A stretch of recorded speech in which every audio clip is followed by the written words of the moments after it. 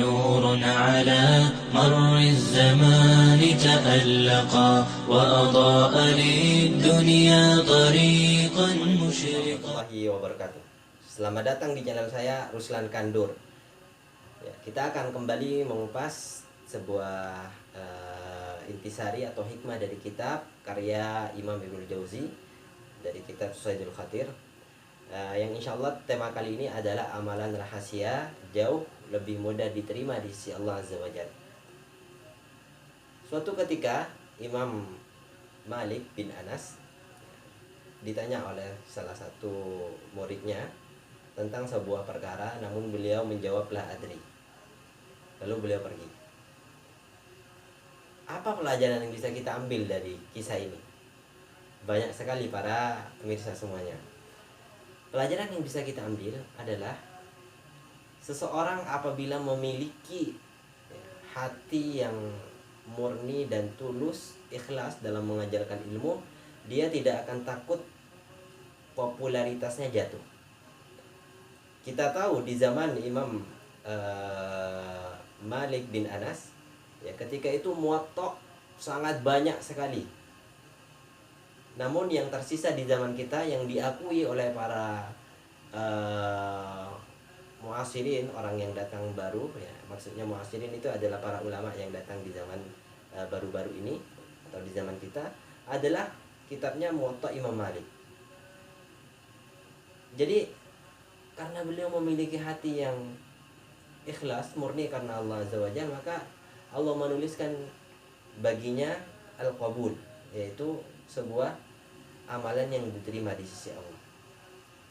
Kita saksikan ya di zaman kita, di era kita, betapa banyak para dai, para ustadz yang takut popularitasnya jatuh disebabkan karena pernyataan atau fatwa yang dikeluarkan tidak sesuai dengan keinginan yang minta fatwa.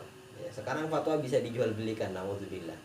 Nah, kita saksikan sendiri di zaman kita ini. Maka kembali lagi kepada tema utama, amalan yang dilakukan secara rahasia jauh lebih diterima di sisi Allah Azza wa Jalla.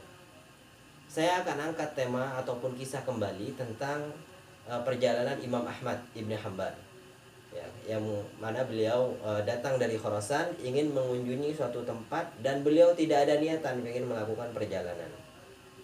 Akhirnya tiba-tiba beliau keluar dari rumah melakukan safar dan tibalah di suatu tempat, ya, karena sudah waktu malam. Akhirnya beliau ingin istirahat di sebuah masjid.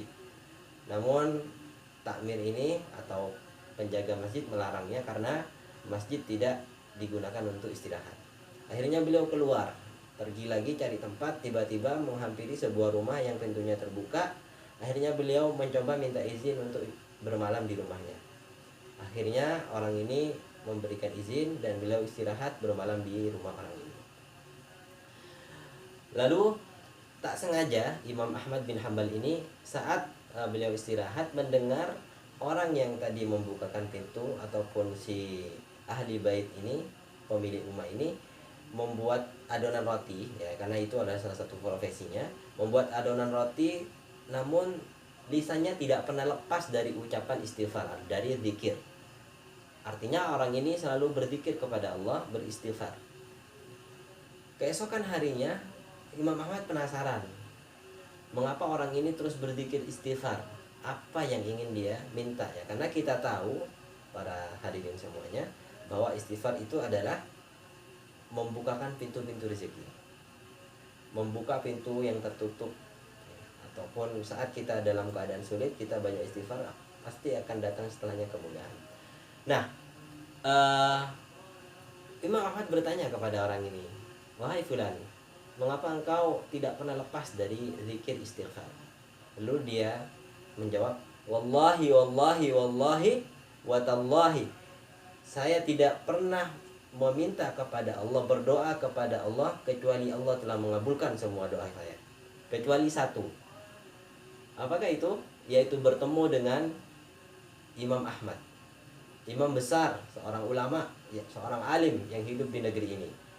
Saya berdoa ingin bertemu dengannya, tapi Allah belum menjawab sampai sekarang. Akhirnya Imam Ahmad langsung memeluk orang tadi, lalu beliau berkata, sekaranglah saatnya.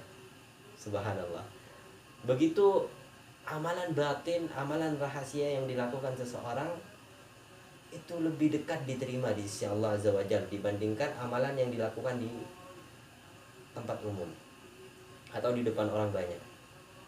Maka tidak heran apabila ada orang di muka bumi ini yang tidak terkenal, tapi di langit namanya sangat familiar di sisi Allah Azza wa Jalla.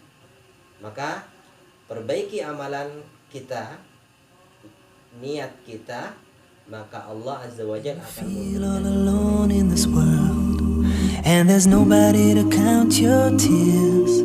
Just remember, no matter where you are, Allah knows.